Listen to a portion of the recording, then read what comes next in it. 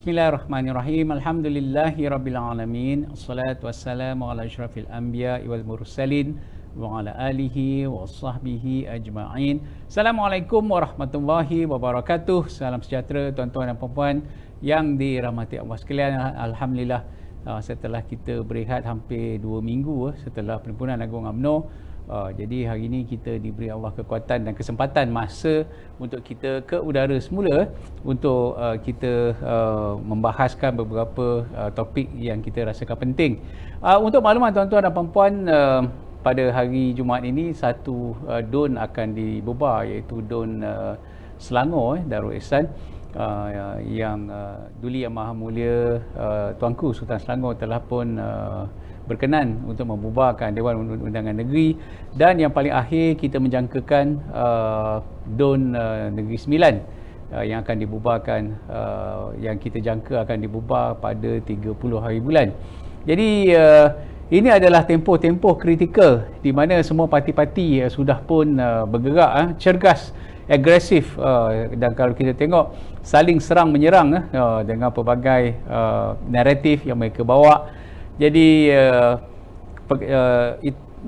tujuan dan niat kita adalah untuk memberi pencerahan seberapa yang boleh kepada semua netizen dan juga bakal-bakal pengundi yang akan mengundi di 6 buah negeri. Tidak berapa lama lagi kita menjangkakan SPR tidak akan menunggu 60 hari untuk mengadakan pilihan raya. Mungkin dalam tempoh 60 hari itu mungkin SPR akan memanggil sama ada lebih awal ataupun tidak. Itu bergantung kepada persediaan Suruhanjaya Pilihan Raya Malaysia. Jadi pada sesi malam ini kita bersama dengan Datuk Dr. Khairuddin At-Takiri. Dia nama dia At-Takiri belakang tu, dia carry. Jadi apa khabar Datuk Doktor, sihat? Ya, Alhamdulillah sihat. Okey tu, tuan-tuan dan puan-puan, sesi pada malam ini kita akan membincangkan satu topik antara dakwah dan juga dakyah. Yang ini perkara yang saya kira titik atau garis lurus yang membezakan antara dakwah dan dakyah ini terlalu nipis, dan kadang-kadang kita keliru dengan perkara-perkara yang dimainkan oleh pihak-pihak yang tertentu bagi meraih sokongan politik sebenarnya. Baik, mungkin sebagai membuka bicara ni, ada perkara yang Datuk Doktor nak ulas dulu sebelum kita masuk dengan lebih detail tajuk kita. Ya, bismillahirrahmanirrahim. Alhamdulillah wassalatu wassalamu ala Rasulillah. Bila tajuk ini dicadangkan pada saya, ayat Al-Quran pertama yang mari dalam kepala saya ialah satu firman Allah Subhanahu wa taala, wa kadzalika ja'alna likulli nabiyyin aduwwa. Demikianlah Allah Taala jadikan bagi setiap nabi ada musuh. Siapa dia? Syayatinal insi wal jin. Syaitan kalangan manusia, kalangan jin. Apa peranan dia? Yuhi ba'duhum li ba'din zukhrufal qawli ghurura. Yang saling memberi ilham satu sama lain, zukhrufal qaul, kata-kata yang dilihat indah, cantik, manis dan sebagainya, tapi tujuannya tapi ia palsu. Itu makna zukhruf. Zukhruf sesuatu yang dilihat indah, hakikatnya palsu. Ghurura, semata-mata untuk memperdayakan manusia. Jadi kalau kita ambil garis dakwah dan dakwah kat situ, dakwah yang bertujuan menyampaikan kebenaran boleh jadi dijadikan yang seumpama dakwah, sedangkan dia adalah dakwah yang berupa kepalsuan. Jadi itu titik kalau kita nak ambil antara dakwah dengan dakwah tadi. Baik, Tok, kalau kita tengok di kalangan masyarakat kita, di kalangan akar umbi, puluhan tahun masyarakat ini berpecah, berbalah, itu semua bukan rahsia, sehinggalah satu titik pada bulan September, 14 September 2019, satu titik yang menyatukan antara penyokong-penyokong kuat UMNO dan PAS ini untuk kita saling maaf, dan saya ingat mungkin itu selesailah, tetapi apabila tidak dapat diteruskan muafakat nasional, kalau kita tengok, wah, masing-masing sekarang ini semakin rancak, di sana rancak, di sini rancak, sedang melancarkan peluru-peluru mortarnya menyerang antara satu sama lain. Jadi mengambil prinsip dakwah setelah kita berjanji setia untuk kita tidak mengulangi kesilapan, tetapi saya ingat Mungkin ini antara kelemahan kita sebagai manusia. Bila berlaku pertembungan politik, kita melihat kita kembali kepada habitat lama, kepada kelakuan yang lama. Komen Datuk. Menarik soalan ni sebenarnya. Kita kena balik pada sejarah. UMNO 46, PAS 51. Ni dua parti besar orang Melayu Islam.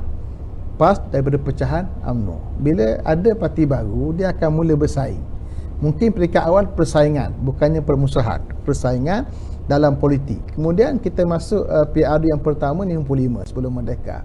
Selepas merdeka, PRU betul 69. PAS menang di Terengganu dan di Kelantan. Kemudian disebabkan pertembungan dalaman, maka kerajaan PAS di Terengganu tidak bertahan lama. Di Kelantan bertahan lama. Yang jadi kerajaan persekutuan ialah UMNO dan juga bersama dengan parti-parti lain MIC dan MMCA. Maka bermula keadaan di mana satu kelompok orang Islam dalam kerajaan membangunkan agenda berkerajaan, satu lagi kelompok menjadi pembangkang di peringkat persekutuan, walaupun negeri di peringkat Kelantan dan Terengganu pada peringkat awal. Maka pemikiran pembangkang dengan pemikiran berkerajaan tidak akan sama. Dia akan mula bertembung. Orang Islam dah mula pecah. Peringkat awal mungkin hanya persaingan politik, tapi akhirnya dia akan pergi kepada pertembungan, pergaduhan dan perbalahan. Hinggalah kemuncak kita lihat, kalau kita nak bincang lebih detail berlaku tahun 64 pilihan raya, itu saya skip sekejap. Tapi kita pergi pada yang lebih berat lagi. Bila mana PAS dan UMNO disatukan selepas 69, 13 Mei, kemudian PAS dan UMNO mula duduk bersama hingga akhirnya masuk kerajaan tahun 72. Kemudian bersama menubuhkan Barisan Nasional dan masuk pilihan raya bersama tahun 74 dan berkerajaan bersama hingga 78. Tetapi bila terungkai 78, PAS berasingan, UMNO berasingan. UMNO kekal berkerajaan, PAS kemudian pembangkang, termasuk pembangkang di peringkat negeri Kelantan, totally pembangkang. Mula kita lihat keadaan yang lagi panas hingga akhirnya keluarlah amanat Tun Haji Hadi tahun 81. Lahirlah perbahasan yang panjang tentang kafir, mengkafir, Islam, tak Islam, pasti, tak pasti. Kemudian berkembanglah apa yang dikatakan sembelihan orang UMNO tidak sah untuk dimakan, sembelihan salat imam orang PAS tak boleh ikut di belakang, jadi tidak sah salat, akad nikah pun tidak sah, pecah dua orang-orang Islam. Artinya ini berlaku pasca pecah. PAS pecah daripada UMNO, bertembung, bersaing dulu peringkat awal. Walaupun kalau kita tak sejarah 64 tajam sebenarnya ketika PRU, kita skip sekejap. Tapi bila disatukan balik tahun 72 pasca 69, cantik. Tak bangkit isu ni. Isu bertembung apa namanya Islam tak Islam, tak ada. Dia padam. Bila bersama padam. Maknanya apa? Kebersamaan memadamkan. Kerana ta'awun, kerjasama. Bila pecah, dia balik semula. Sebab apa? Sebab setiap satu parti dia cuba nak tunjukkan apa hak dia ada. Bertembung yang garang, panas, hangat. Hingga akhirnya apa penyelesaian untuk pertembungan orang Islam ini? Tak ada cara lain melainkan kesatuan. Maka diusahakan kesatuan. Lama diusahakan daripada zaman Tun Pak Lah Badawi lagi diusahakan ketika beliau menjadi Perdana Menteri, kurang berjaya. Pergi tahun seterusnya sampai 2008 dicadangkan, macam-macam lah hingga masuk zaman Datuk Seri Najib diusahakan lagi. PAS mula mesra dengan kerajaan bermula tahun 2015 dan kemudian Allah takdirkan UMNO tidak menjadi kerajaan, PAS pun bukan jadi kerajaan. Akhirnya UMNO PAS disatukan pada 14 September 2019. Dalam tempoh itu hingga berlaku PRU yang lalu, ada ke tidak serang menyerang Islam tak Islam? Tak ada. Ada isu yang melibatkan ukhuwah Islam tak ukhuwah Islam? Tak ada. Semua padam. Isu kluster mahkamah tidak berbangkit, isu-isu corruption yang tuduhan pun tidak bangkit, semua tak ada. Sebab apa? Bila bersama, bila bersatu, bila berpadu. Maknanya apa? Penyelesaian pada masalah kita ni ialah kena padu. Tapi bila kita gagal, tak berjaya untuk terus mencantumkan manusia MN, ketika berlaku PRU, apa yang berlaku? Serang menyerang yang hangat sampai ke titik ini, nak masuk PRM pula. Maknanya apa? Sejarah yang panjang ini, satu jawapan dia, ta'awun, kerjasama. Dulu UMNO dengan DAP pun sama, dengan PKAP pun sama. Bila bertaawun, kerjasama hari ini, padam. Jadi PAS pun sama dengan bersatu sama kita, padam. Hari ini PAS bersatu dengan gerakan pula. Dulu gerakan apa yang tak kata pada PAS, hingga bawa kes mahkamah, enakmen hudud Kelantan Terengganu ke mahkamah. DAP tak buat macam tu. Akhirnya duduk bersama. Tun Mahathir, apa yang orang PAS tak kata kat Tun Mahathir, isu Memali, tapi kan duduk bersama, kata Tok Guru Jadi, ini cerita lama macam lah. Dia adalah seorang tokoh pujaan sebab artinya kerjasama memadamkan. Sebab itulah sebenarnya idea dan saranan yang di-Pertuan Agong adalah yang paling baik, iaitu semua parti dalam kerajaan selamat. Takkan ada ungkitan kluster mahkamah ke, tak ada. Tapi yang ada serah pada mahkamah lah. Siapa yang salah, salah lah. Tak ada parti pun yang mahu ahli dia terlibat rasuah. Tak ada parti yang mahu. Kerana itu prinsip kepartian kita. Tapi individu yang silap, silap lah. Jangan salahkan parti. Maknanya kalau semua duduk bersama, selesai masalah kita. Tapi Allah Ta'ala mentakdirkan dia tidak berlaku. Yang berlaku hanya antara 19 parti yang tanggaknya PH dan juga Barisan Nasional. Perikatan Nasional yang tanggaknya bersatu dengan PAS bersama dengan gerakan di luar kerajaan. Maka pertemuan ini kita akan lihat panas pada PRN. Jadi yang ni ada tanggungjawab kita. Yang kita kena sebut ialah kita sebagai orang politik yang faham Islam, yang perjuangkan Islam. Kita boleh berbeza pendirian. Silakan parti masing-masing.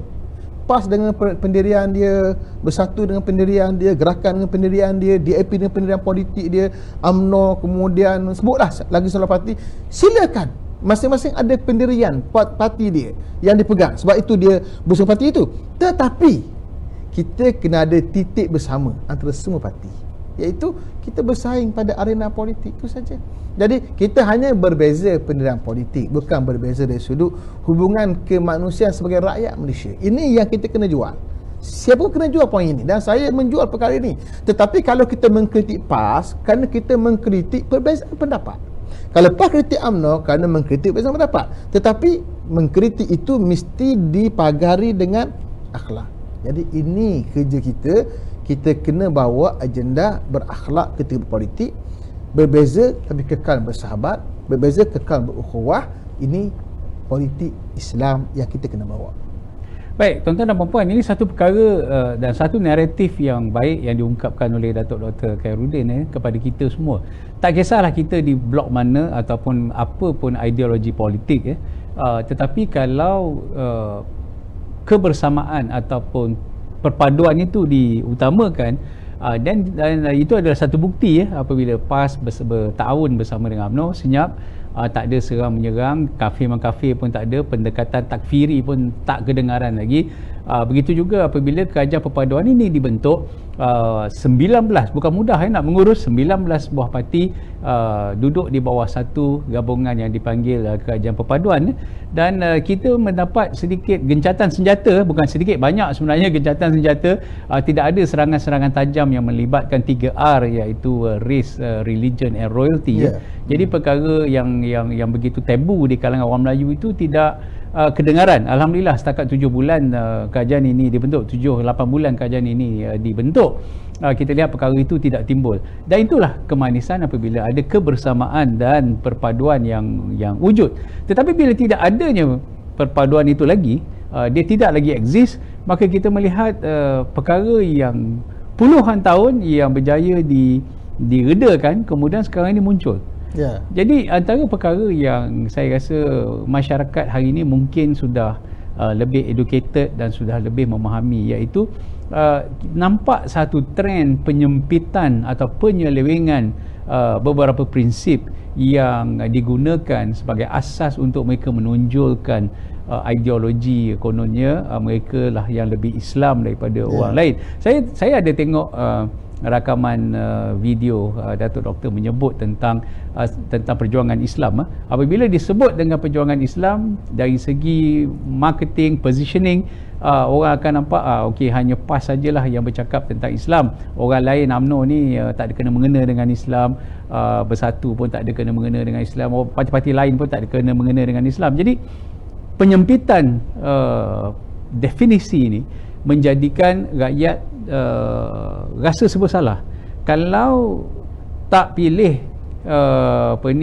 selain daripada PAS, maka kita ni semua tidak mengikut landasan perjuangan Islam. Komen? Ya. Pertama sekali, dia ada satu perkara yang menjadi sebab kepada apa yang berlaku. Namanya ekstrim. Ataupun bahasa Arab ta'assub.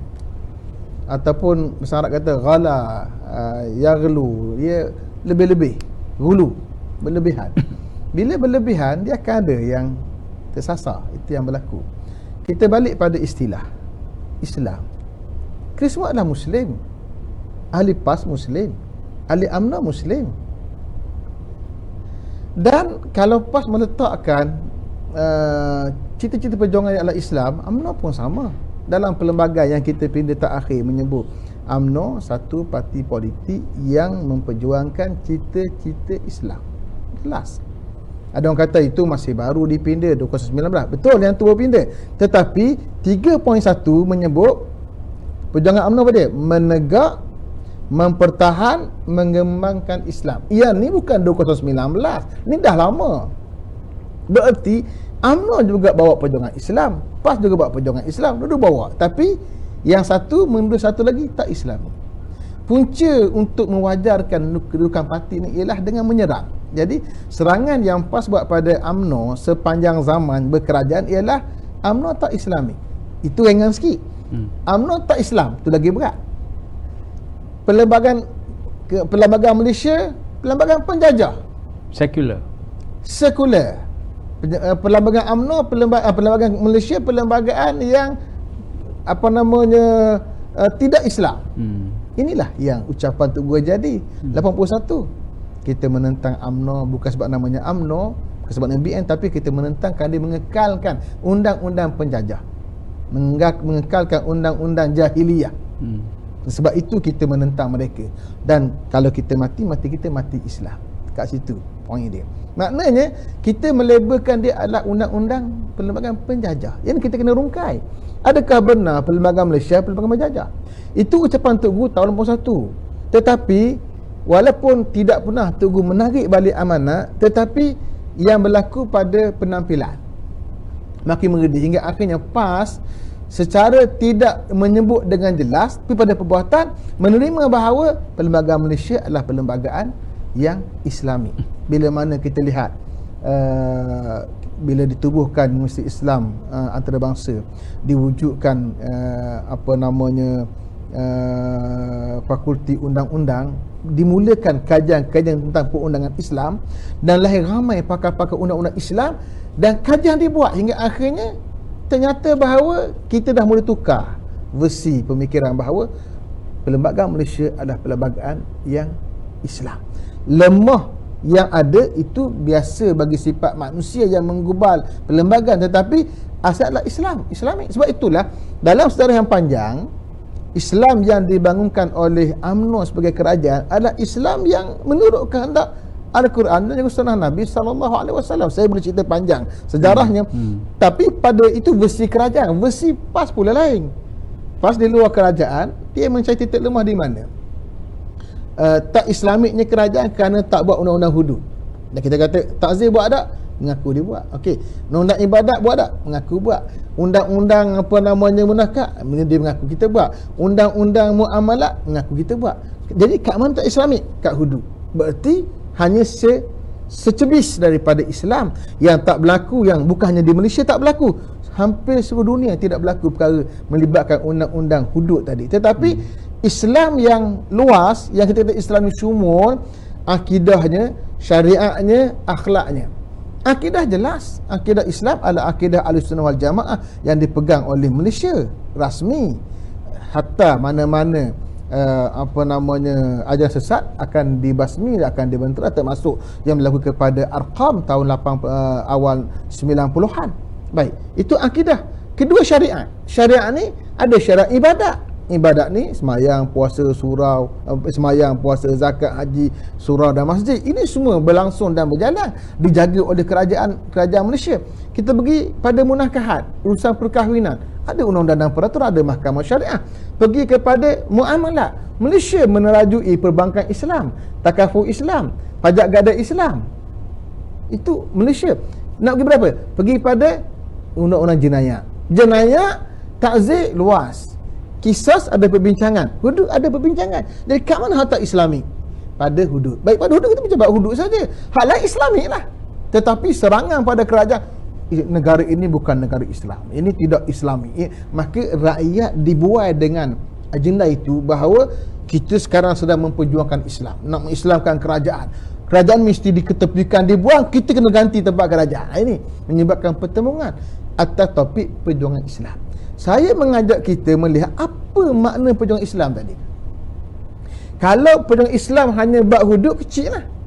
Kalau perjuangan Islam bab akidah, itu yang dibawa oleh kerajaan juga. Dan ampas boleh top up apa yang dibawa oleh kerajaan dan bersama dengan kerajaan. Kalau perjuangan Islam itu pada menambahkan syariat, sedang dinobatkan syariat, diperkasakan syariat, hingga Malaysia menjadi negara yang terbaik dari sudut Islamnya. Diiktiraf oleh, bukan oleh orang biasa, oleh pakar-pakar, tokoh-tokoh ulama dunia. Amalan Islam di Malaysia adalah terbaik. Nah, ukur baik macam mana? Ukur pada kerajaan lah. Kerana kerajaan yang akan bawa Islam pada medianya, pada kerangka bernegaranya, pada kerangka agensi kerajaannya. Sebab itulah kalau kita kata bincang tentang tata kelola Islam, dia kata Malaysia sekular. Mana pun sekular, memisahkan politik daripada agama. Bila Malaysia pada satu detik pisahkan politik dengan agama? Agama nombor 3 perlembagaan sebut apa dia? Islam, agama, persekutuan. Urusan agama diletak di bawah Perdana Menteri, hingga ada menteri di Jabatan Perdana Menteri. Ada institusi yang dibuat yang akhir namakan JAKIM, yang jaga semua urusan Islam. Ada majlis fatwa yang dipantau oleh majlis raja-raja. Kemudian bajet, kalau kerajaan paduan ikhtiar bajet 1.5 bilion untuk JAKIM. Ini kerja-kerja besar dibuat oleh JAKIM yang merangkumi Malaysia semua sekali, hingga ada majlis halalnya, tata kelola Islamnya, indeks syariahnya. Banyak kalau kita nak bincang. Itu pada berkerajaan. Kalau kita ambil di peringkat negeri, kita ada majlis agama Islam, ada jabatan agama Islam, ada yayasan-yayasan Islam negeri yang semua bergerak atas nama kerajaan bawa Islam. Jadi di mana yang kata sekular tadi? Kadang-kadang sebenarnya kita terbuai dengan apa yang berlaku di negara Arab. Ramai yang datang, yang balik Malaysia mengaji Mesir. Mengaji Mesir ni mereka akan ikut gerakan Islam Ikhwan Muslimun, yang berhadapan dengan suasana yang memang sekular. Tapi sekular itu mesti boleh bincang lagi. Sekular Mesir, sekular yang berlaku di Iraq sebagai contoh, yang berlaku di Syria. Kita ambil suasana di negara Arab, bawa ke Malaysia, sedangkan tidak sama. Malaysia bermula sebagai negara Islam kerana asal negara kita ini adalah negara yang bergabung 9 raja-raja Melayu, yang setiap negeri Melayu itu adalah negeri Islam, negara Islam. Maka diambil istilah Islam sebagai agama negeri itu menjadi agama negara. Bila ditubuhkan perlembagaan, digubal perlembagaan kita Malaysia ini, perlembagaan itu diambil daripada perlembagaan undang-undang tubuh negeri Johor dan negeri Terengganu. Negeri Johor, kanun Johor, Terengganu itu kanun muluk. Di mana yang kata sekular tadi? Jadi kita terbuai dengan istilah negara Arab, bawa ke Malaysia ceramah, hingga rakyat kita kata, oh, Malaysia pun sekular juga. Hingga tak akhir pun kita baca tulisan Presiden PAS pun masih ada ungkit hal sekular tadi. Di mana sekularnya? Malaysia tidak pernah sekular. Dah kerana itulah hari ini kita Malaysia menikmati Islam yang dipuji oleh negara barat, oleh negara Arab lain. Kalau kita sekular, tak boleh kita bina perbankan Islam. Kalau kita sekular, takkan kita boleh bina takaful Islam, pajak gadai Islam. Dan kalau kita sekular, takkan mungkin pendidikan Islam menjadi pendidikan teras dalam silibus kerajaan. Bukan setakat subjek teras dalam peperiksaan, bahkan juga diwujudkan sekolah-sekolah agama yang melahirkan ulama yang diagendakan oleh kerajaan. Di mana sekularnya? Jadi ini kalau kita kata penyempitan istilah satu, tapi penyelewengan istilah letak bukan pada tempat dia. Baik. Dan kalau kita tengok Datuk, mungkin pada tahun 70-an, 60-an, 70-an, 80-an, perkara ini mungkin tidak menjadi isu besar pada sebahagian besar orang Melayu, kerana kefahaman, kerana keperluan dan pembangunan pada ketika itu tidaklah serancak apa yang berlaku pada hari ini. Tetapi oleh kerana pada hari ini dengan letusan maklumat yang begitu pantas dan cepat, sehingga kan semuanya ada di dalam handphone, tak kira umur dah sekarang ni, semua orang ada media sosial, semua orang boleh mendapat akses.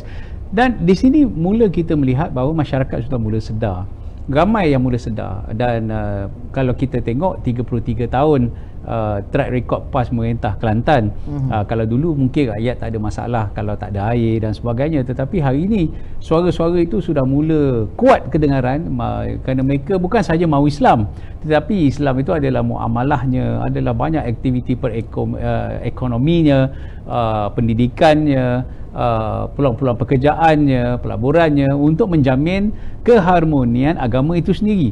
Jadi ini yang sedang saya rasa PAS sedang menongkah arus pada ketika ini, mahu menggunakan naratif yang sama, perjuangan Islam mesti harus PAS, tetapi hari ini dengan adanya kerajaan perpaduan yang majmuk sekalipun masih lagi mendukung dan memartabatkan Islam. Ini saya rasa akan memberi satu cabaran yang hebat kepada pemikiran-pemikiran orang-orang Melayu. Komen.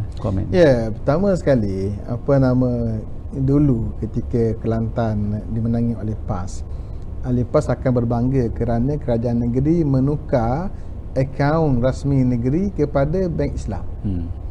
Menyatakan inilah Islamiknya kerajaan Kelantan kerana tukar akaun. Persoalannya, siapa yang buka Bank Islam hingga kerajaan Kelantan boleh menikmati menukar akaun pada akaun Islam tadi? Kerajaan yang dipimpin oleh UMNO lah yang melorongkan penubuhan Bank Islam dan kemudian melorongkan penubuhan skim perbankan tanpa faedah yang diumumkan rasmi tahun 93. Dan hari ini semua bank, walaupun masih ada riba lagi, pasti ada alternatif syariahnya. Bahkan syariah itu yang lebih ke depan hingga diambil oleh orang bukan Islam dengan berdaftar dengan akaun Islam. Dan semua tu kerana UMNO yang jadi kerajaan yang melorongkan perkara itu. Jadi kat sini kita nak ajak orang untuk melihat apa naratif yang dia katakan perjuangan Islam tadi. Okey, kalau kita ambil isu hari ini, rata-rata orang Malaysia beragama, kebangkitan Islam meluas. Baik, kebangkitan Islam hari ini yang dinikmati oleh rakyat Malaysia, siapa yang melorongkannya? Kalau kerajaan yang dipimpin oleh UMNO tak jadikan agenda rasmi hingga lahir selebriti TV dalam bab agama, baik di RTM ke, di TV Hijrah, lahir TV Hijrah, lahir pula Radio IKIM yang mempopularkan kuliah-kuliah dan bahasa agama yang berat, yang bersifat akademik. Kalau tak dilorongkan oleh kerajaan, tak sampai orang Islam ke tahap ini. Dan disuburkan pula oleh barangkali PAS membantu menyuburkan usaha-usaha dakwah. Tetapi kalau kerajaan mengambil sikap blok dan sekat pada penceramah, pada pendakwah, kuliah-kuliah ilmu, dia tidak berlaku juga. Tapi kerana kerajaan bersifat terbuka pada semua orang yang bawa Islam, diberikan undang-undang yang ada membolehkan dibuka pondok, dibuka sekolah agama persendirian, dibuka pusat tahfiz persendirian. Ini semua adalah sumbangan yang dilorongkan oleh kerajaan hingga hari ini orang Islam Malaysia kata-kata adalah orang-orang yang beragama. Maka inilah yang berlaku pada PRD yang lalu, bila agama dibuat hanya pada PAS saja, tidak pada UMNO, maka anak-anak muda dilihat mula mengundi Parti Islam se-Malaysia PAS menerusi Perikatan Nasional. Kenapa? Dakwah. Kita ada tanggungjawab untuk memberikan dakwah yang benar. Ke mana Islam tadi? Dan hari ini ketika menjelang PRN timbul balik, ini kita memperjuangkan Islam. Maksud dia nak lawan. Yang satu lagi bukan perjuangan Islam. Kita ni nak ke syurga, salah yang lain nak ke neraka. Saya teringat apa yang ditulis oleh Dr. Yusuf Qardawi. Beliau keluar daripada gerakan Ikhwan dan mengkritik, walaupun dia tidak pernah putus dengan Ikhwan, walaupun dia keluar organisasi, dia mengkritik juga Ikhwan. Antaranya dia kritik macam mana Ikhwan bersifat isti'la alal akharin. Isti'la mana rasa dia bagus dari sudut Islam pada orang lain. Ini dikritik oleh Dr. Yusuf Qardawi. Dan ini berlaku pada hari ini. PAS dia rasa dia paling Islami, orang lain tak Islami. Saya katakan, tak salah kita mengaku kita Muslim, tak salah mengaku kita orang baik, tapi jangan pula menjahanamkan orang lain, menyatakan orang lain tak baik. Kalau kita nak ke syurga, silakan, jangan menerakakan orang lain. Hari ini pangkah PAS syurga, pangkah UMNO neraka. Itu yang dijual. oh tak ada, tak sebut macam tu. Itu disebut secara terbuka walaupun ditarik balik oleh Ketua Pemuda Sikh, tetapi ia merupakan pemikiran ahli-ahli PAS seluruh Malaysia yang ikut Usrah dan juga Tamrin. Ini pemikiran yang ekstrim. Kita katakan bahawa sesiapa yang mengundi untuk memberikan dengan niat kebaikan agar orang yang diundi boleh buat kebaikan kepada rakyat, dia boleh pahala, tak ke siapa. Kalau dia mengundi orang itu untuk kejahatan, dia kena neraka lah, diberikan dosa oleh Allah Ta'ala. Mana ada orang yang nak mengundi untuk niat kejahatan, mesti dia niat kebaikan. Adapun yang selepas pada itu, kalau wakil rakyat tersasar, cerita nombor 2. Tapi ketika mengundi tadi, jadi ini fatwa-fatwa yang merasakan. Hari ini kalau kita kritik PAS, bukan kita kritik tentang Islam tak Islam, kita kritik tentang tata kelola dia.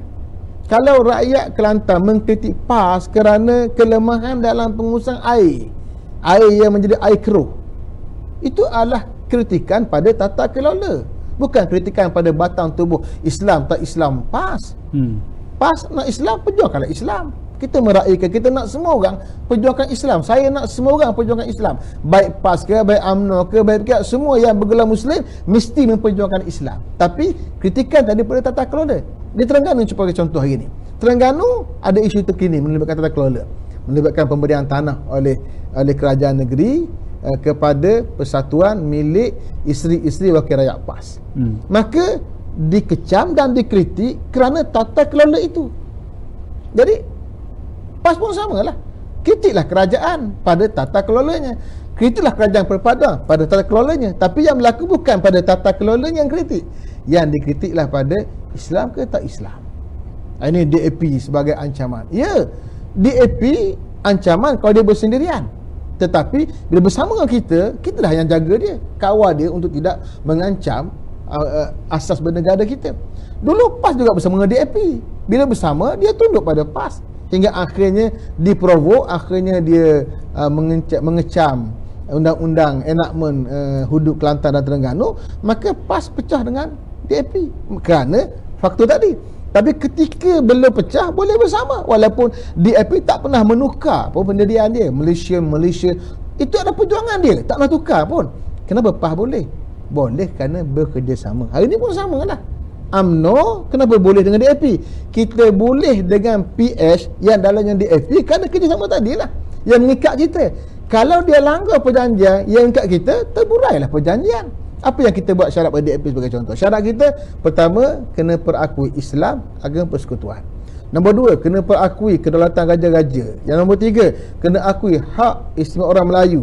Yang keempat, kena akui bahasa Melayu sebagai bahasa kebangsaan. Dia setuju 4 ni, barulah kita turunkan tanda tangan untuk bersama. Ini yang berlaku. Sama juga PAS dulu. PAS nak dengan DAP macam mana? Setuju kita nak jangkut Sikh Islam? Setuju. Maka gua jadi kempen ketika di Teluk Intan, kena undi DAP. Saya pun kempen kena undi DAP masa itu. Kenapa? Sebab dia akui pada perjanjian kita. Jadi kemudian bila PAS tinggalkan DAP, hari ini PAS dengan gerakan pula.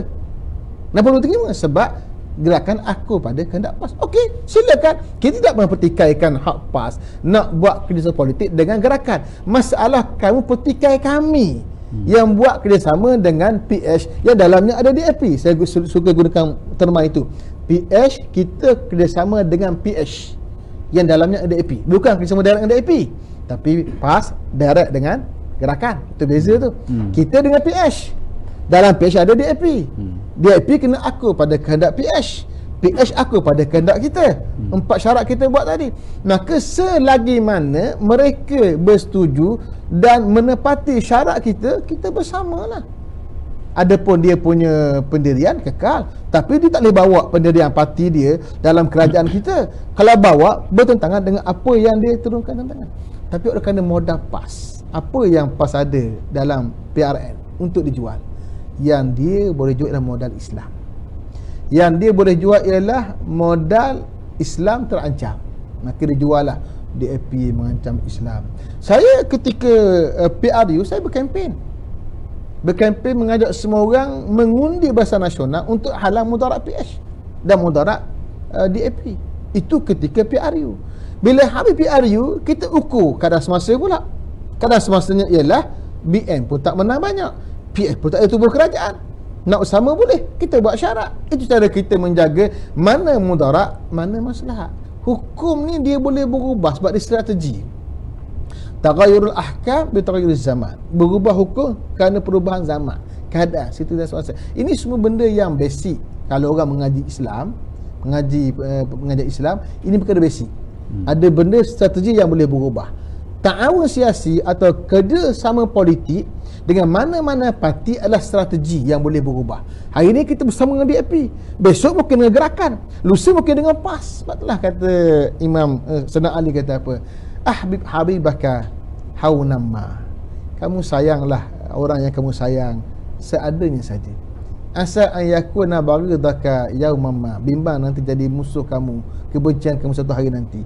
Wa baghdaka haunamma. Kamu benci orang tu, benci sekadarnya saja. Asa an yakuna habibaka yaumamma. Bimbang nanti jadi kekasih kamu satu hari nanti. Politik boleh berubah. Hari ini PAS di luar kerajaan, mungkin besok dia masuk kerajaan. Hari ini kita dengan PKAP, mungkin kita butuh akan datang. Hari ini kita dengan dia, mungkin butuh akan datang. Itu politik.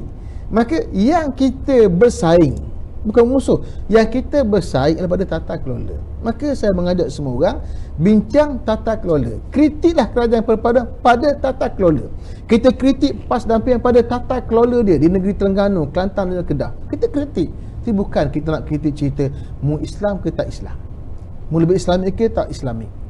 Itu benda yang lapuk yang tak patut kita bincang pada hari ini. Tetapi oleh kerana itu modal yang laris, goreng pisang yang senang dijual, maka itulah modalnya. Saya akhir-akhir ni saya cuba mendengar macam mana rentak ceramah oleh pimpinan PAS. Hari ni masa sibuk live dalam TikTok, saya dengar nak faham apa cara fikir dan modal kempen mereka.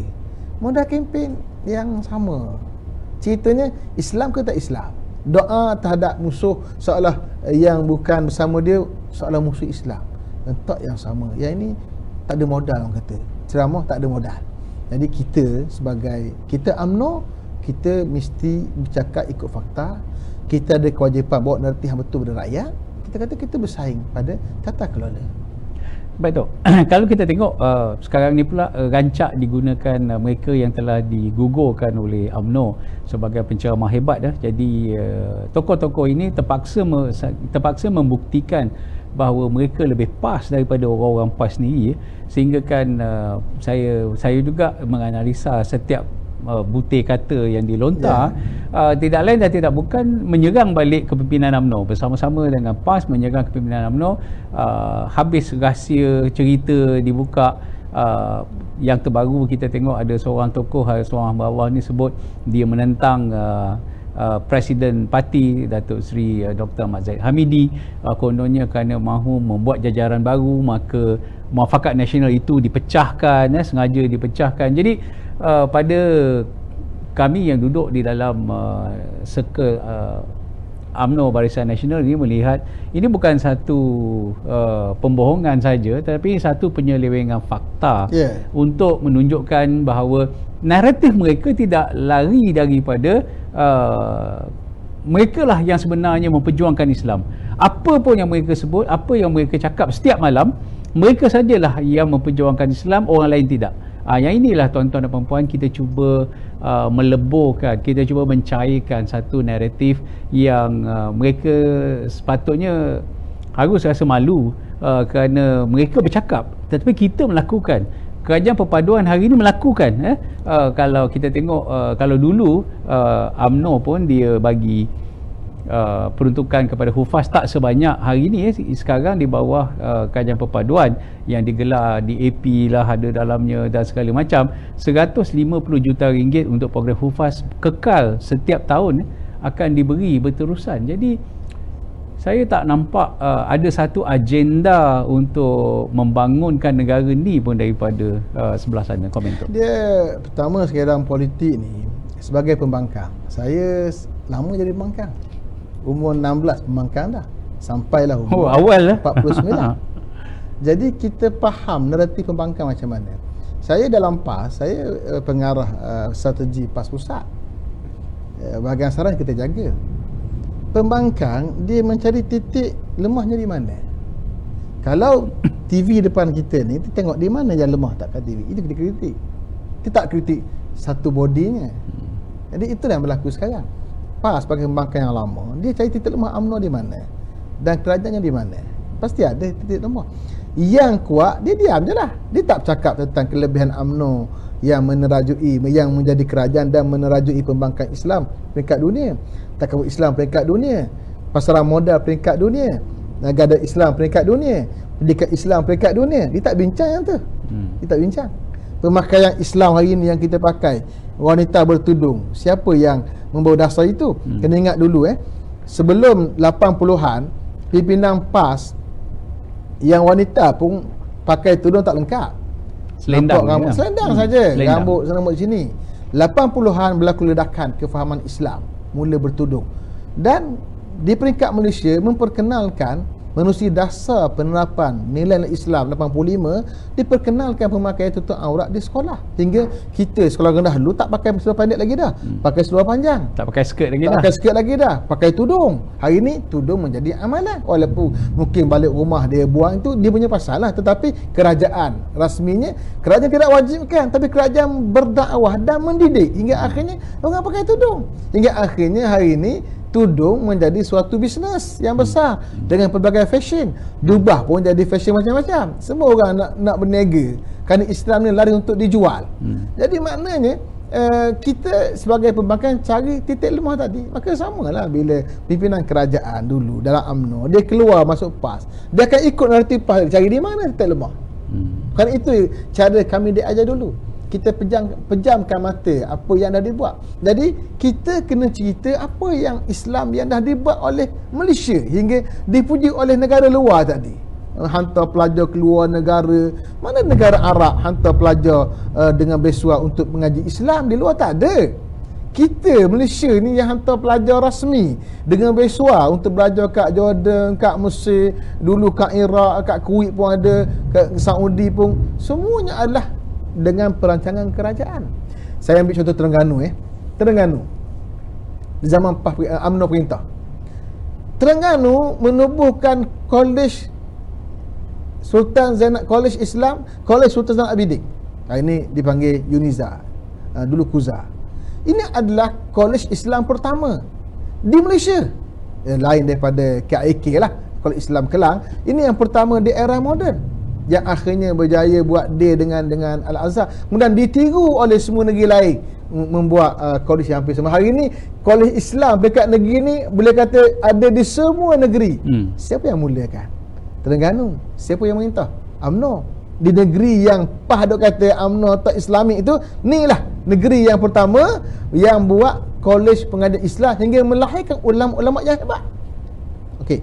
Siapa yang mulakan pajak gadai Islam? Kerajaan Terengganu 93. Muasasah pajak gadai Islam di bawah kerajaan negeri. Hingga hari ini bank rakyat pun buat pajak gadai, negeri pun buat pajak gadai.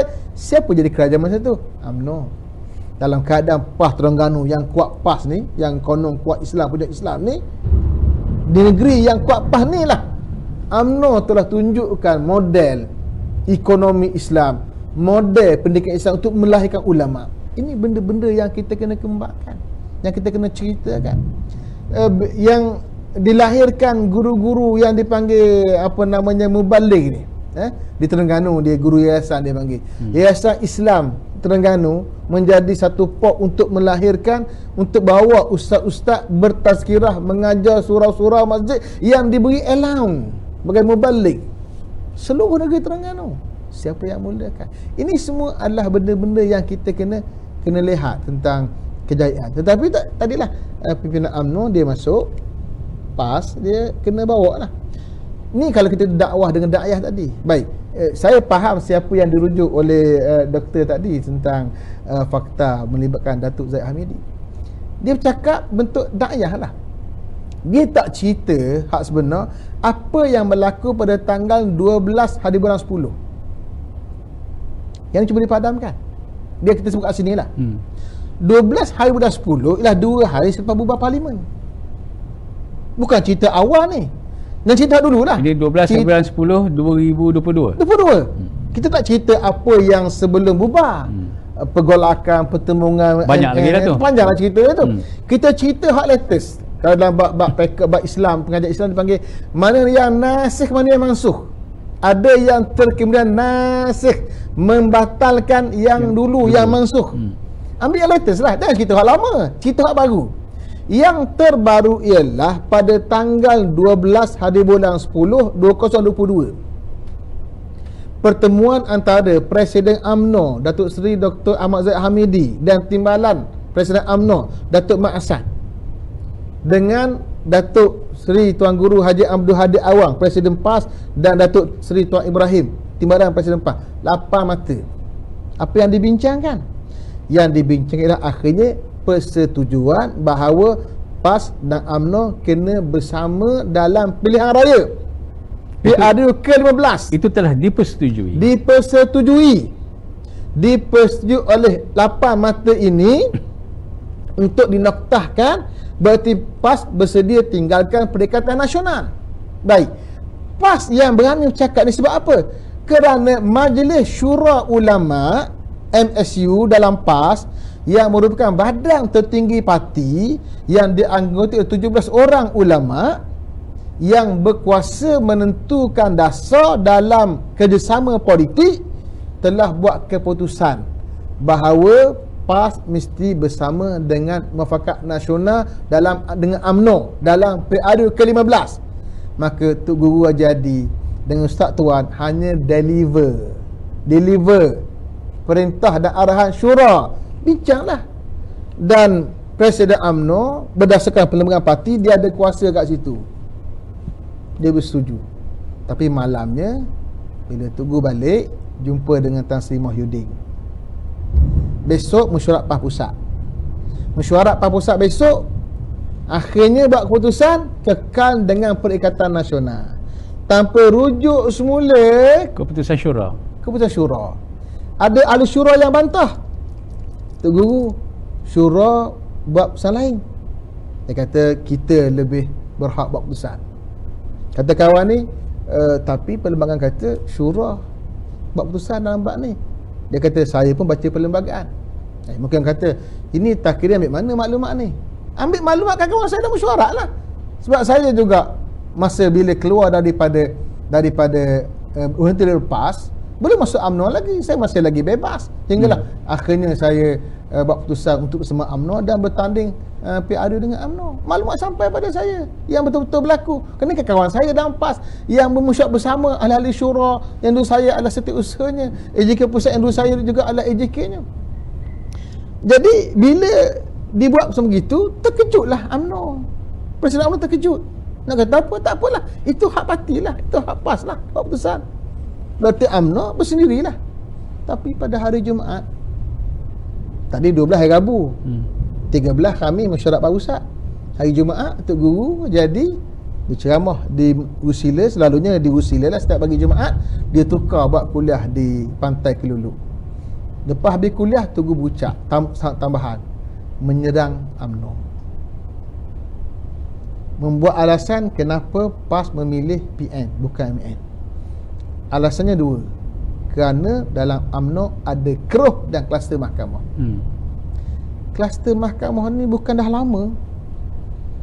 Bermula kita kalah 2018 sebelum bentuk Muafakat Nasional lagi. Ketika dalam Muafakat Nasional dah ada kluster mahkamah, kenapa tak jadikan modal masa tu?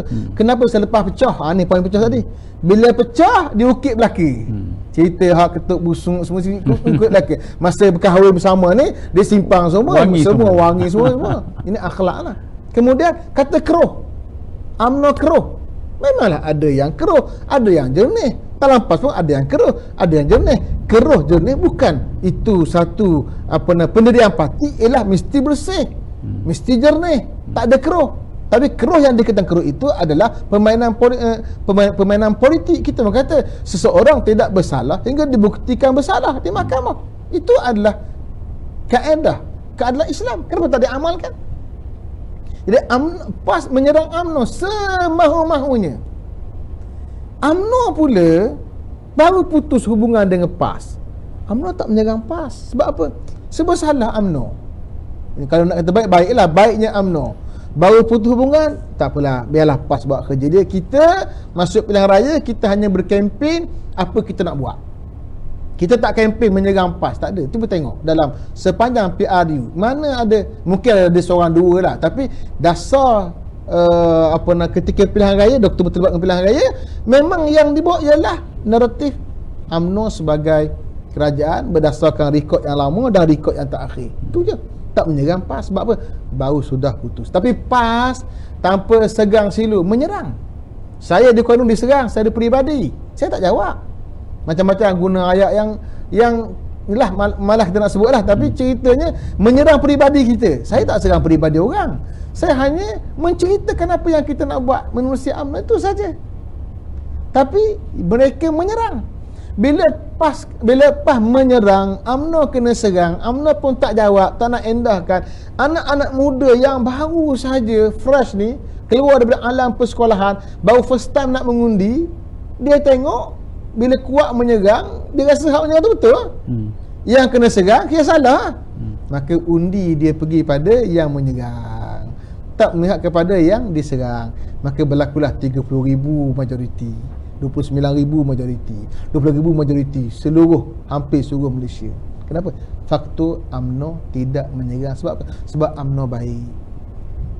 Tapi PAS kena terima tak ada akhlak dalam bab ni. Jadi hari ni PAS masih guna keadaan sama menyerang. UMNO ni tak menyerang mana lagi ni? Menyerang pun pada tata kelola. Tak serang peribadi orang. Saya sendiri bila saya berhenti PAS, yang saya tegur ialah pada prinsip dasar kaedah Islam. Saya tak serang peribadi orang, tak serang peribadi Tok Guru. Dia guru saya. Tapi saya memberikan pandangan balas terhadap pandangan dia. Kalau pandangan saya salah, jawab secara akademik. Saya terbuka. Facebook saya terbuka. Jawab secara akademik. Boleh komen kalau nak. Sila komen. Dan kalau nak buat debat terbuka pun saya tak ada masalah. Kerana akademik. Debat terbuka ke, muzakarah ke, saya bersedia bila masa saja. Tapi akademik. Kita baca hadis, ini huraian dia. Kita ambil Al-Quran, ini huraian dia. Tak setuju, balas balik. Tapi jangan maki saya. Yang berlaku dia maki je. Kalau komen 500 tu maki je. Tak ada seorang yang nak hujah akademik, tak ada. Itu setakat saya perhatilah. Jadi maknanya kita kata kita tidak menyerang peribadi orang, kita hanya berbeza pendapat. Dan kalau Tok Guru sebagai Tok Guru pun, kalau kita beza dengan dia, masalahnya beza pendapat. Di kalangan para alim ulama pun, guru dan murid biasa saja beza pendapat. Tapi ada akhlak, kita jaga akhlak kita lah. Saya tidak menyerang peribadi Tok Guru ke, peribadi mana-mana pimpinan PAS, tak ada. Tak ada seorang pimpinan PAS yang saya serang secara peribadi, tak ada. Tapi saya hujah dari sudut kefahaman Islam, menyempitkan istilah Islam. Perjuangan Islam untuk PAS saja, syurga untuk PAS saja, jihad untuk PAS saja, istiqamah untuk PAS saja. Ini salah. Jemaah untuk PAS saja. Saya tegur apa makna jemaah dalam Islam, apa makna jihad, apa makna istiqamah. Jadi kita tegur perkara ini. Orang kata dulu dalam PAS ustaz macam mana? Ini pendidikan saya dulu lagi, bahawa ini mustalah yang dikongsi oleh semua orang sebab dia Muslim. Tapi kamu nak minta orang istiqamah dengan PAS, silalah. Nak ajak orang berjuang dengan PAS, sila. Itu hak kamu. Saya pun tidak ajak orang PAS keluar daripada PAS, tapi saya ajak undi UMNO. Itu pendirian saya. Bila nak masuk UMNO, ahlan wa sahlan. Lagi bagus dengan kita bawa Islam Manusia UMNO. Itu saja pendirian saya. Jadi maknanya kita nak tunjuk kat rakyat kita berbeza pada pendirian, tata kelola. Tapi jangan kita ekstrim, pergi jauh menuduh itu dan menuduh ini. Baik, tuan-tuan dan puan-puan, saya harap apa yang kita bincang ni dapat memberi pencerahan kerana berpuluh tahun kita mengkaji cara PAS berpolitik. Macam tadilah, saya tertarik dengan apa yang Datuk Doktor sebut tu. Ibaratkan kita ada selai kertas putih atau selai kain putih yang dia nampak yang kurang pada UMNO Barisan Nasional yang hari ini dalam konteks kajian perpaduan, yang dia rasa dia sajalah yang lebih Islamik kerana kononnya tak nampak imej Islam itu dominan atau menonjol. Jadi berpuluh tahun mereka hanya berjuang pada satu paksi, satu titik aja, sedangkan banyak lagi bab ekonomi dan apa ni yang kita nak membangun dasar-dasar polisi awam, pentadbiran awam, banyak lagi perkara-perkara tentang sains, tentang kesihatan, tentang perundangan, banyak lagi perkara mereka tak sentuh, kerana mereka hanya memainkan satu naratif yang itu sajalah tentang perjuangan Islam. Dan bagi rakyat negeri Kedah, Terengganu, Kelantan, Selangor, Negeri Sembilan dan juga Pulau Pinang yang akan berhadapan dengan pilihan raya umum ini, kita harapkan supaya tak lagi mudah terkeliru dengan slogan-slogan yang dibawa seolah-olah ini satu pilihan untuk kita masuk syurga ni. Kalau kita gagal memilih PAS dan juga rakan-rakannya, maka kita akan hilang peluang untuk masuk ke syurga. Jadi pada saya, jangan kita termakan dengan dakwah seperti ini. Sepatutnya kita berdakwah syurga Allah itu luas, siapa-siapa nak masuk tetap pulang kepada kasih dan sayang, rahmat Allah untuk terima taubat hamba-hambanya. Jadi kalau adalah manusia yang boleh sebut kalau undi PAS ini masuk syurga, yang lain yang tak undi masuk neraka, dan perjuangan tak bersama dengan perjuangan ini akan masuk neraka juga, yang tak diberkati, tak diredai. Jadi pada saya, inilah yang menyebabkan akhirnya kita terpaksa menerima kemunduran, kita terpaksa menerima kelemahan atas dasar dilapikkan dengan perjuangan Islam. Jadi perjuangan Islam itu menutup kelemahan pentadbiran, tata kelola, agenda untuk rakyat. Jadi perkara seperti ini saya rasa sudah waktunya untuk kita rungkai. Dan apa rakyat Kedah, contohnya rakyat Kedah ni dia bijak, dia boleh tukar-tukar. Jadi walaupun rakyat negeri Kedah, Terengganu, Kelantan dan sebagainya yang terlibat dalam 6 pilihan raya ni, mereka dah memilih Perikatan Nasional, masih belum terlambat untuk membetulkan kesilapan di peringkat negeri. Kerana walaupun ada yang mengatakan bahawa di peringkat persekutuan, di peringkat negeri kalau mereka menang, maka akan jatuhlah di peringkat persekutuan. Sebenarnya rakyat perlu diberi kefahaman ini hanya pilihan raya di peringkat DUN, dan peringkat persekutuan dah selesai, khalas 148 kursi majoriti. Ini hanyalah di peringkat DUN. Jadi tuan-tuan dan puan-puan, kalau kita selalu kempen hentikan skamer, jadi hentikan skamer politik ni. Tak perlu nak menggunakan Islam sebagai satu naratif untuk kita scam pengundi-pengundi, bahawa kita sajalah yang okey. Inilah yang dikatakan dakwah dengan dakwah tadi. Dakwahnya ialah kalau rakyat kekalkan 3 negeri, kemudian bagi 3 lagi negeri, maka jatuh pusat. Tu dakwah. Dakwah macam mana? Kalau berjaya 6 negeri pun tak tergugat kerajaan pusat. Sebab apa? Kerajaan pusat PH 82 kursi. 82. Perikatan Nasional 74 saja. Tu dah beza dah. Ke 82 tadi dengan UMNO yang 30, 112. Jadi kalau kamu nak tubuh kerajaan, tariklah UMNO kepada Perikatan Nasional. Bukan maki UMNO. Boleh ke tarik UMNO? Dia mungkin boleh tarik orang UMNO. Tarik 2-3 orang UMNO, gugur kelayakan sebagai ahli parlimen, kena pilihan raya semula. Kalau tarik pun belum jatuh oleh kerajaan pusat. Kenapa? Kerana UMNO, kerajaan paduan ada backup lagi pula. Apa dia? Iaitu GPS. 23 kursi. GPS yang ekor dia pula ialah GRS. Ekor dia. Parti lain lagi.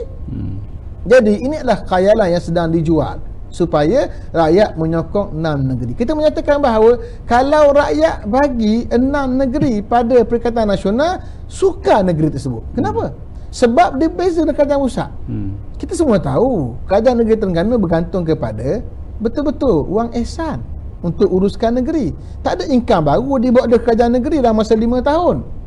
Kelantan pun sama, bergantung pada persekutuan. Kedah bergantung pada kerajaan pusat. Jadi sukalah negeri ni bila mana ia berbeza. Kalau rakyat mau pergi jauh, dia kena sama. Tu yang kita guna tagline di Kedah, kalih bagi sama. Kalih bagi sama dengan pusat lah. Dengan pusat. Okey. Jadi itu dakwah bahawa akan jatuh. Satu. Yang kedua, cerita gelombang ni. Gelombang, nama pun gelombang. Hari ni rakan-rakan saya dalam PAS tengah seronok. Dia kata tengok dalam PR yang lalu semua kalah, tak kiri pun kalah teruk. Dia kata 30,000 kalah di kawasan dia. Padang muka dia kata. Dia rasa bangga. Dia tengah syok sekarang ni. Maknanya kerajaan pilihan raya negeri ni semua akan dapat lah 32 kursi. Negeri Terengganu, Kelantan pun sama bersih, Kedah pun bersih, semualah bersih belaka lah bagi dia. Tapi saya nak nyatakan bahawa ini gelombang. Gelombang dia naik, dia turun. Ada pasang surut. Ada pasang surut. Gelombang itu naik dan dia turun. Kena ingat tu. Ahli PAS kena ingat. Gelombang naik dan turun. Satu. Yang kedua, gelombang, cuba tengok. 2004 ketika PAS menang paling besar di peringkat persekutuan tahun 1999 dengan kelebihan Anwar yang dikeluarkan daripada kerajaan, daripada UMNO. 28 kursi pada ketika itu. Masa dan PAS menang Terengganu masa tu. Masa Terengganu menang, ketika berlaku PRU, saya terlibat dalam war room di peringkat negeri Terengganu pada ketika itu. Pada malam pilihan raya, kita dengan penuh yakin akan pertahankan negeri Terengganu. Sebab apa? Kerana PAS dapat 28 kursi. UMNO 4 je.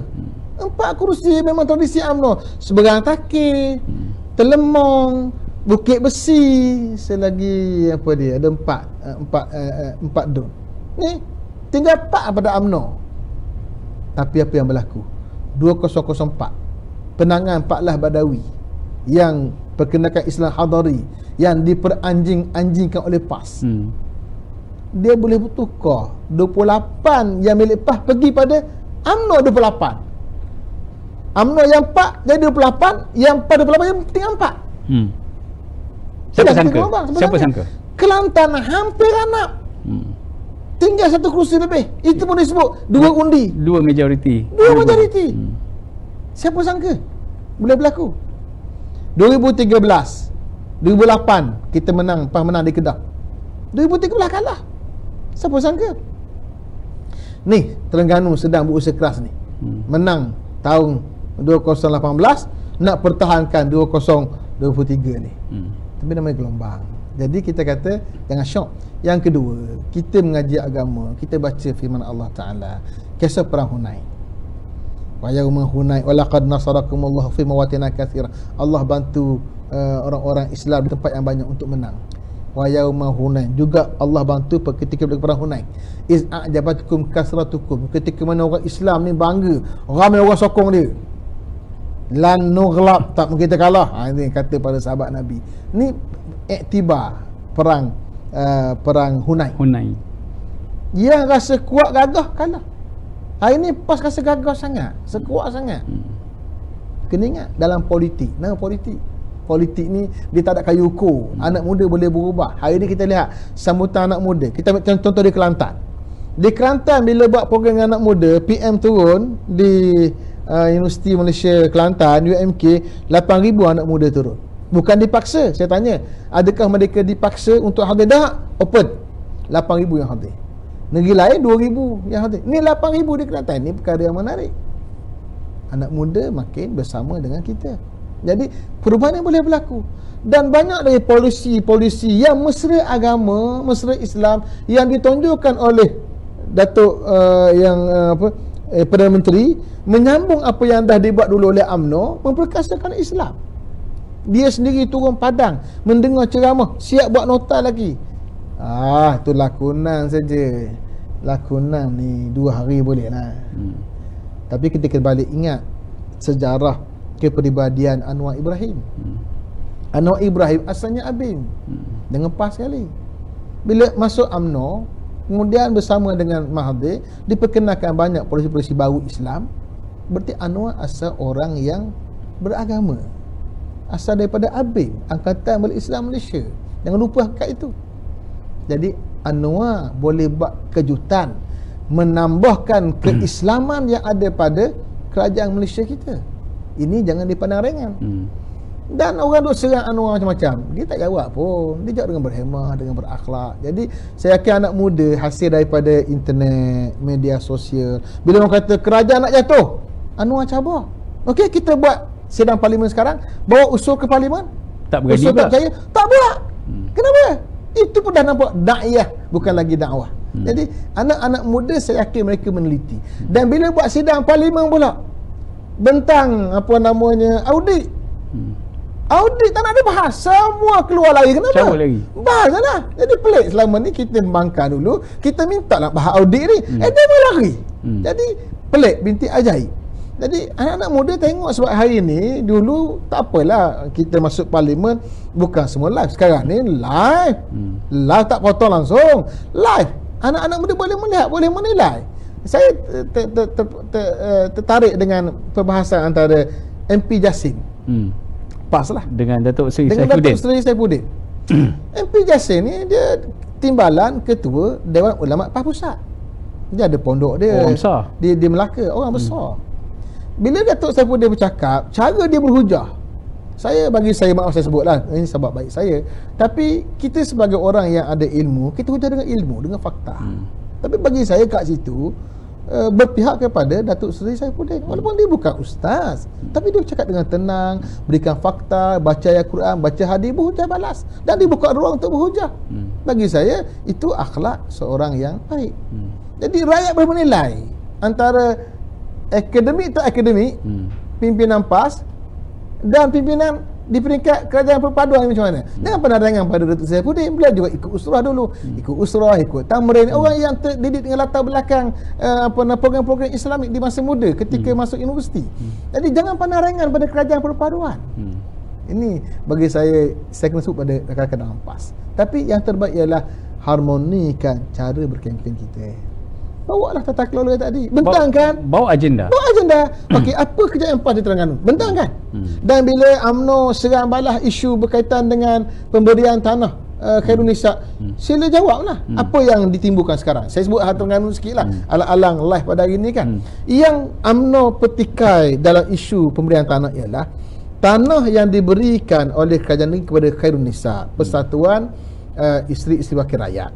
Tanah tu asal dulu tahun 2003 diberikan kepada satu koperasi milik PAS, Koinsaf. Mesra PAS lah, sebab dia ahli PAS kat situ. Memang dibuat oleh PAS negeri, Koinsaf. Diberikan tanah itu. Tetapi bila PAS kalah, UMNO menang, zaman Datuk Seri Idris ambil balik tanah tu. Kenapa? Ambil balik atas pertimbangan tu tanah tepi jalan besar, tanah tengah bandar, tanah yang patut disimpan untuk rakyat, kegunaan akan datang. Ambil balik bukan kosong, bayar kepada koperasi insaf ni 6 juta tak silap saya. Bayar. Bila PAS menang, PAS bagi pula tanah tu kepada Persatuan Isteri-Isteri Wakil Rakyat. Nilai semasa tak silap saya 29 juta. Bila kena bayar premium, biasa 20% dari nilai semasa, maknanya 5 juta lah kan. Tapi minta kurang lagi. Akhirnya diberi kelulusan, kononnya dikatakan 500,000 kena bayar. Tak tahulah dah bayar kemudian, saya tak pasti, tapi itu yang berlaku. Jadi isunya dua isu. Satu, dulu kerajaan dah ambil balik, kemudian kamu ambil semula walaupun menggunakan persatuan lain. Tapi bayaran tu, bayaran yang lebih rendah daripada yang dulu kerajaan negeri bayar kepada Koinsaf. Satu isu. Yang kedua, sejauh mana menepati dari sudut tata kelola bila mana kelulusan tanah diberi oleh Esko. Dalam tu ada MB, ada Esko kepada persatuan milik yang diteraju oleh isteri MB dan isteri Esko. Itu tata kelola. Jadi persoalan ini ditimbulkan oleh rakyat. Jadi bila kita UMNO berhujah, jawablah. Tapi tak nak jawab. Lari ke lain, ini isu kecil saja. Cerita lama. Mana cerita kecil, cerita besar ni, cerita besar mengenai tata kelola. Jadi itu benda kita kata bersaing lah di Kelantan. PAS dah lama 33 tahun, dan saya pun masa jadi menteri saya bantu juga Datuk Tuan untuk menyelesaikan isu air di Kelantan, bantu dia bawa siapa syarikat-syarikat yang boleh bantu perkenalkan. Kemudian saya pegang PAAP, pengurusan SAI Berhad. Kita bantu semaksimal yang boleh untuk menyelesaikan masalah air di negeri Kelantan. Tetapi tak cukup. Kalau kerajaan negeri bersendirian tanpa pusat, tak ada pusat, tak ke mana. Jadi berapa lama lagi rakyat Kelantan? Yang tak mampu ni ada banyak sebab. Satu, isu duit. Kedua, isu pengurusan. Cara pengurusan, cara perancangan. Dia ada, semua ada kaitan belaka. Jadi berapa lama lagi rakyat Kelantan nak rasa air keruh ni? Air keruh ni dalam Islam, dalam bab kenegaraan ada 4 benda Nabi sebut tu. An-nas syuraka fi salas, Nabi sebut 3 benda. Al-ma' wan nar wal kala. air, api, padang meragut. Air, api, ini keperluan asasi ni, air ni. Ni air keruh ni, ini isu besar bagi sebuah tata kelola kerajaan Islam, mesti jadikan besar. Buat lagu mana pun. Kalau berunding lah pusat, tengok bila berunding dengan pusat, tengok PM turun kan, Isytihar 1.8B berunding. Jangan buat macam di Kedah tak berapa nak berunding nak berunding tapi cara yang kasar sikit kata PM lah. Jadi sebenarnya kita bersama tata kelola. Jangan marahlah anak muda dia Wan Mahusin nama dia daripada UMNO yang menimbulkan isu tata kelola tapi tak dijawab. Yang jawab ialah dibawa ke balai polis buat laporan, kemudian kecap, oh ini apa namanya cyber terupa upahan dan sebagainya. Jadi kenapa tidak berujar akademik? Jawablah, orang tanya, jawablah. Dia buat datangkan fakta dengan apa, dengan audit rasmi dan sebagainya. Jadi saya rasa kita kena harmonikan cara kita berpilihan raya, harmonikan. Kita bersaing pada tata kelola. Dan dari situ kita nampak bahawa sebenarnya mereka ni taklah friendly anak muda. Dia tak menjawab persoalan yang dilontar oleh anak muda, malah dia dera dengan membuat laporan polis dan sebagainya. Tapi tak apa, kepada Wan Mahusin, teruskan usaha dan niat baik anda. Kita semua kenal siapa Wan Mahusin ni. Dia seorang anak muda yang saya rasa ada banyak potensi untuk dia kita gilap untuk jadi seorang pemimpin. Jangan takut Wan Mahusin dengan siasatan polis dan sebagainya. Ini satu proses tarbiyah untuk anda supaya menjadi pemimpin yang lebih hebat dan lebih baik di masa hadapan. Baik Tok, saya ingat nanti siri-siri yang akan datang ni kita akan minta Pak Din untuk buat live Pak Din supaya live dan kita boleh live dengan pengguna ni. Saya ingat kalau kita dapat live dengan netizen ni bagus juga kan. Kita tak kisah kalau bertanya dengan sopan kita jawab. Tapi kalau nak bertanya dengan tidak beradab, kita cut je. Sejarah hidup saya tidak suka bertembung dalam bentuk yang tidak akademik. Betul. Tidak akademik. Hujah dia balas hujah. Jangan emosi. Kalau itu boleh dilakukan, maknanya kita akan sediakan platform supaya kita boleh berhujah dan kita boleh menjawab apa juga persoalan. Ini zaman keterbukaan bukan zaman kita nak syok-syok sendiri. Kalau orang tanya apa landmark pembangunan di negeri Kelantan, cuba lihat Ion Mall di tepi sungai tu, itulah dia kata pembangunan. Kalau itulah neraca pembangunan, maka kalau berbanding dengan negeri lain, PAS memang jauh ketinggalan. Jadi pada saya kita tak nak cari siapa betul siapa salah, tapi rakyat harus lebih cerdas dan lebih cakna. Ini soal bukan pertembungan antara agama atau siapa lebih warak atau siapa yang akan masuk syurga, siapa yang akan masuk neraka. Tak semestinya orang UMNO ni semua akan masuk neraka semua kerana tak menyokong PAS. Tetapi apa yang kita lakukan untuk Islam, apa yang kita perjuangkan untuk agama, itulah yang jauh lebih hebat. Jangan retorik macam tadi Datuk Doktor kata, kita hanya memandang satu titik lemah kerajaan yang ada pada hari ini. Nampak sangat mereka nak lebih Islamik. Kerana itu sajalah mereka domain ataupun segmen yang tinggal untuk mereka untuk berpolitik. Yang lainnya tata kelolanya telah diambil alih oleh kerajaan untuk memberi seberapa banyak kemakmuran. Ya, kita tahu tahun ini kita dah cakap daripada tahun lepas lagi tu. Tahun ini memang tahun susah. Tahun ini pasaran global, ekonomi global memang tak bagus. Kita dah bagi tahu dah. Ini bukan soal baru tahun ini kita tak ada duit macam-macam lah apa. Kita dah bagi tahu daripada tahun lepas. Kita sedang melalui ni dalam keadaan kita mengeluh, merintih ramai orang kurang duit dan kurang pendapatan, tapi kita dah masuk dan melepasi bulan 6 yang kita sedang masuk suku tahun yang kedua. Kita harap Allah bagi kita kelebihan rezeki yang halal supaya kita dapat menghabiskan tahun ini. Mudah-mudahan ekonomi tahun depan akan jauh lebih baik di atas apa yang kita usahakan pada tahun ini. Jadi ini bukan soal kerajaan madani, kerajaan perpaduan tak menjalankan tugas, tak. Siapa juga yang akan ambil alih kerajaan? Kalau Wak Imah Barisan Nasional merintah pun hari ini, kita terpaksa bergelut dengan keadaan krisis ekonomi yang bukan saja berlaku di negara kita, tapi berlaku juga di peringkat global. Jadi kita cuma nak minta Allah bagi kita kekuatan ni, bertahan. Sementara kita mencari ikhtiar untuk kita crossover next year, insya-Allah kita ada lagi lebih kurang 6 bulan. Semoga Allah merestui apa yang kerajaan sedang lakukan. Kerajaan ini tuan-tuan boleh kata kerajaan ini tidaklah sehebat mana, tapi kerajaan ini sudah pun melakukan banyak perkara yang baik-baik. Terpulang pada kita nak gunakan mata lebah ataupun mata lalat. Mata lalat kita akan sentiasa melihat keburukan dan melihat najis. Kalau kita jadi mata lebah ni, kita hanya mencari bunga-bunga untuk kita menghasilkan madu. Jadi kita akhiri perbualan kita pada sesi kali ini. InsyaAllah kita akan bersama lagi dengan Datuk Dr. Khairuddin At-Takiri. Kita akan bagi lebih banyak pencerahan. Yang kita doakan semua sekali diberi Allah kekuatan, kesihatan yang baik, dan kita jumpa lagi pada hari-hari yang seterusnya. Sekian dulu, wabillahi taufiq wa hidayah. Assalamualaikum warahmatullahi wabarakatuh. Salam sejahtera.